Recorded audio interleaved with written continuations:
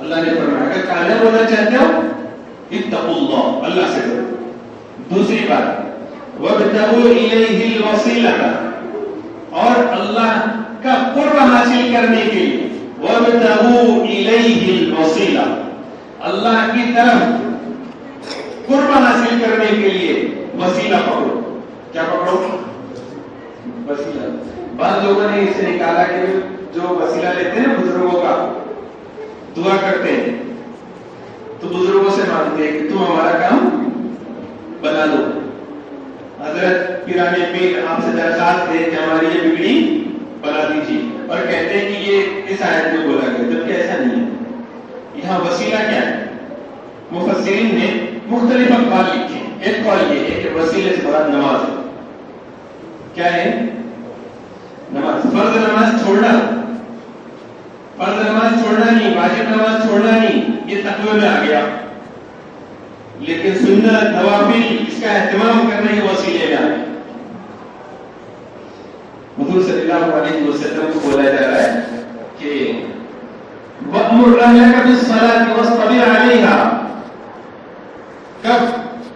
جس وقت میں کہ گھر کی خواتین نے شکایت کی کہ حضرت جو آپ سالانہ خرچے دیتے ہیں گھر میں تھوڑی تنگی ہوتی ہے، یہ تنگی ختم ہو جائے اس لیے تھوڑا سا ہمارا سالانہ جو وظیفہ آپ دیتے ہیں بیویوں کو خرچ دیتے ہیں اس کو تھوڑا سا بڑھا دو. سرکار نے فرمایا ٹھیک ہے، میں سوچ کر بولتا ہوں، کیونکہ سرکار تو بغیر اللہ کی مرضی کے کچھ نہیں بولتے. تو قرآن کریم کی آیت ہے وَأْمُرْ أَهْلَكَ بِالصَّلَاةِ وَاصْطَبِرْ عَلَيْهَا، کہ اے محمد صلی اللہ علیہ وسلم آپ اپنے گھر والیوں کو کہو صلاۃ، نماز کا. کیا کہو؟ نماز کا. وَاصْطَبِرْ عَلَيْهَا، اور خود بھی اس کے اوپر جب آپ کے گھر میں تنگی ہے نا، روزی کی تنگی ہے، تو پھر وَأْمُرْ أَهْلَكَ بِالصَّلَاةِ، اپنی گھر والیوں کو، گھر میں رہنے والوں کو نماز کا حکم کرو.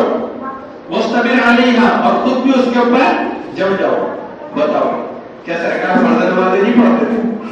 واجب نمازیں نہیں پڑھتے تھے؟ سنتیں نہیں پڑھتے تھے؟ کثرت سے نوافل نہیں پڑھتے تھے؟ پھر کیوں حکم دیا؟ مفسرین فرماتے اس لیے حکم دیا کہ جتنا پڑھتے ہیں اس سے زیادہ اور پڑھو، اس کے لیے حکم دیا. جو نہیں پڑھتے وہ پڑھ کر دیکھیں، پھر دیکھو روزی میں کیسی برکت ہوتی ہے. اور جو پڑھتے ہیں وہ اپنی نمازوں میں اضافہ کر کے دیکھو، پھر دیکھو کیسی برکت ہوتی ہے اور کیسی روزی ملتی ہے. یہ روزی کی بات نہیں، اصل میں نماز جو ہے نا یہ اللہ سے قریب کرنے والی چیز ہے.